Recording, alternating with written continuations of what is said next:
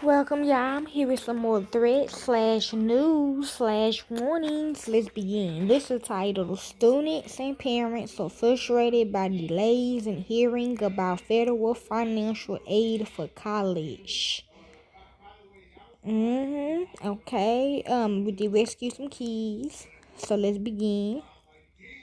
For many students, the excitement of being accepted into their first choice college is being tempered this year by troublesome uncertainty over whether they get the financial aid they need to attend. The financial aid decision that usually go out with acceptance letters are being delayed because of a later than expected rollout of a revised free application for federal student aid. The form commonly known as FAFSA, FAFSA, that schools use to compute financial aid. The result, students and their parents are putting off their college decisions. We are not going to make a decision without knowing what we committed to financially. It would be irresponsible to do that, said Jenny Nicholas of Kearney, New Hampshire. She wants to make sure that her son, a high school senior, goes to a college that is most affordable for their families. The Education Department said the form will be easier for parents to fill out and use a new formula to compute eligibility for aid that took inflation into account. But it wasn't ready in October when the forms for the coming school year are usually released. During a soft launch in December, it was difficult for many people to access the form, and the initial release didn't include the updated inflation tool.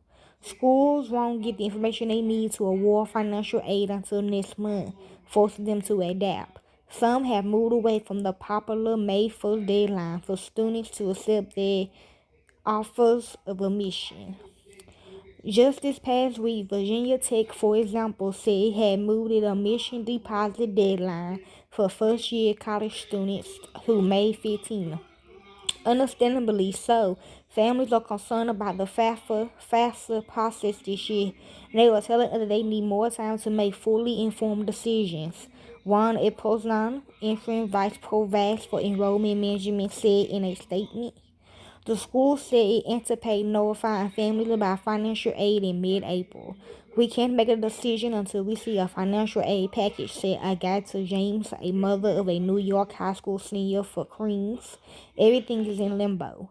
James' son's decision is torn between two colleges, one in his home state and the other in out-of-state university that is his dream school. But James said the decision would come down to what she can afford without accumulating a large amount of student loan debt. The education department has said it's working to alleviate the consequences of the delays. Some of these steps taken will reduce verification for requirements, sending federal experts to under-resourced schools and locating money for technical assistance to nonprofit groups. We are determined to get this right, Education Secretary Miguel Cardona said in a statement this month. We must and we will. More than 17 million students use the FAFSA every year to receive financial aid for their college education. As of mid-February, more than 4 million forms have been successfully submitted, the department said. Rachel Reneva of Dothan, Alabama, said the financial aid decision will affect not only her son's future but also her entire families.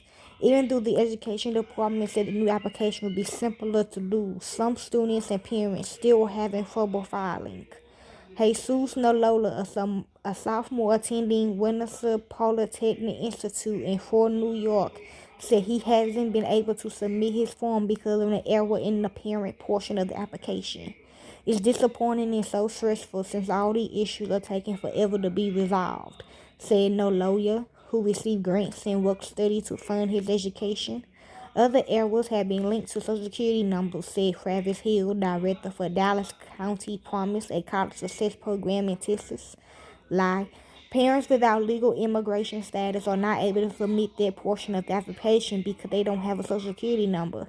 Other parents are also encountering errors linking their Social Security number with their child's FAFSA application. I'm feeling stressed, said Lorenzo Jamilo, 17, a high school student who is looking to major in computer engineering.